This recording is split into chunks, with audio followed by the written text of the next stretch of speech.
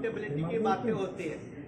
आपने हमें ये सवाल पूछा, अच्छे किया, लेकिन ये सवाल मोदी जी को कोई कोविड के बारे में, कोविड पीएम फंड का क्या हुआ, ये आपने कभी उनको सवाल किया? वो तो हुक्मरान में बैठे हैं। भारत सरकार के पूरे बजट का कोई हिसाब किताब नहीं है, उसके बारे में इस देश में कोई सवाल नहीं करता। और अब जब हम नई शुरुआत कर रहे हैं, फिर भी हम आपके सवाल का स्वागत करते रहते कि we believe in open functioning, transparent functioning and accountable functioning. तो सारे मामले में जो भी चाहे वो आप हमसे समय समय पर मांग सकते हैं और वो आपको समय समय पर दिया जाए। सर बिना बीएसपी और एसपी के कैसे गठबंधन होगा सर? ये जी बगैर बीएसपी और एसपी के कैसे गठबंधन है संभव? आज तक जिनको संभव हुआ ऐसे सारे दलों को हमने संपर्क किया। जो आज आए उसमें से लगभग 38-39 पॉलिटिकल पार्टी के लोग हैं।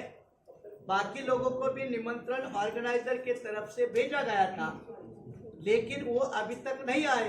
लेकिन हम उम्मीद करते हैं कि वो भी भविष्य में इस नए एक्सपेरिमेंट के साथ मूवमेंट और राजनीति के हित में जरूर आएंगे, ये हमें विश्वास है। माने साहब, मेरा सवाल ये है कि आपके अलायंस में 30 पार्टियों का संगठन है और जो आपके ही सिद्धांत पे जो राजनीतिक पार्टियां लड़ रही हैं, जैसा कि उन्होंने कहा कि असपा और बसपा और भी जो पार्टियां हैं, कहीं ना कहीं आपको नहीं लगता कि आप जिन विचार से लड़ाई लड़ रहे हैं और जिनके लिए लड़ रहे हैं उनके लिए वोट काटने का काम तो नहीं है? क्योंकि आप कह रहे हैं कि 30 पार्टियों को संगठन है और आपने न्योता दिया, वो नहीं आए, तो और जनाधार आपका क्या है? मेन भाई वोट में जनाधार मायने रखता है जी।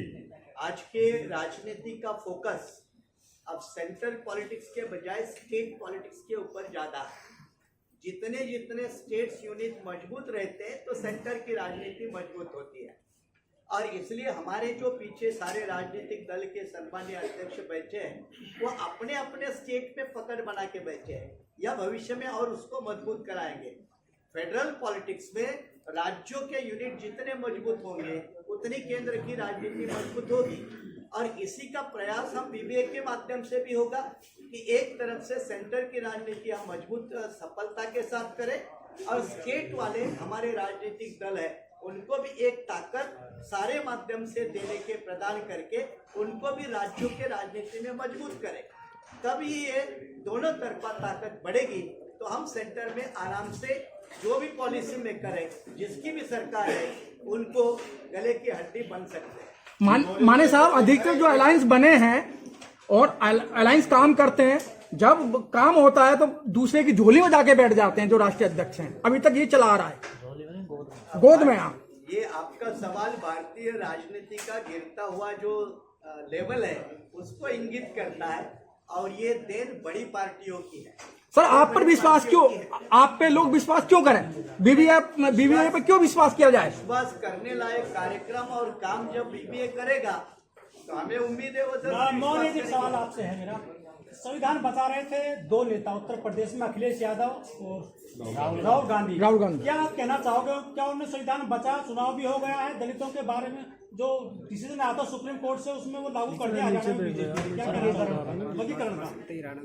पहली बात तो पूरे देश में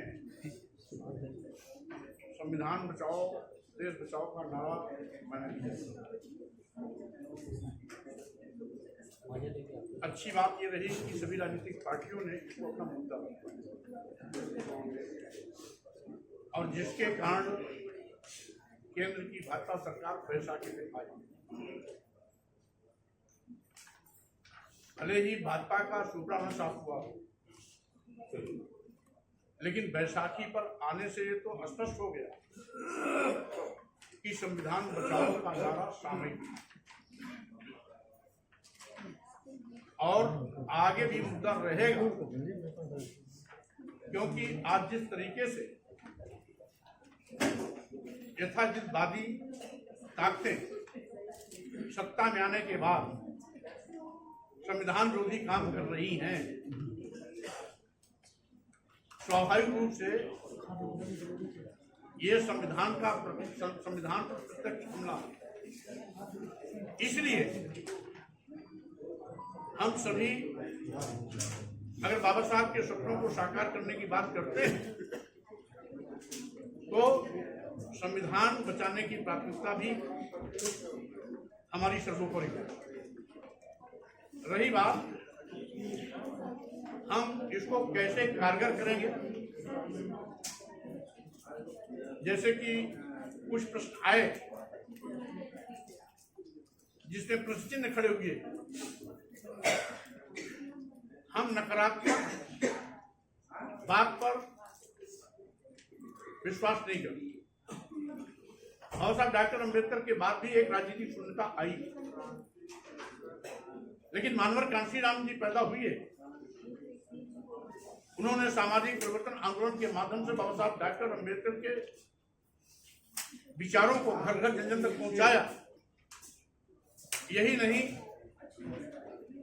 पूरे देश में बहुजन समाज के सम्मान स्वाभिमान को जगाकर जिसकी जितनी संख्या भारी उसकी उतनी हिस्सेदारी के फार्मूले पर समाज के अंतिम पायदान पर खड़े हुए लोगों को सत्ता के गलियारे तक पहुंचाने का भी काम किया। जब मानवर कांशीराम साहब सफल हो सकते हैं तो उन्हीं के मिशन के सिपाही हम लोग भी हैं। मानवर कांशीराम जी के रास्ते पर चल करके हम लोग सफल क्यों नहीं हो सकते? इसलिए हम सकारात्मक सोच के साथ आगे बढ़ रहे हैं। हमें पूरा विश्वास है हम और राजनीतिक पार्टियों के सभी राष्ट्रीय अध्यक्ष लोग मिलकर के समतामूलक समाज बनाने की दिशा में आगे बढ़ेंगे और कोशिश होगी कि जो हमारे महापुरुषों का सपना था वो साकार हो।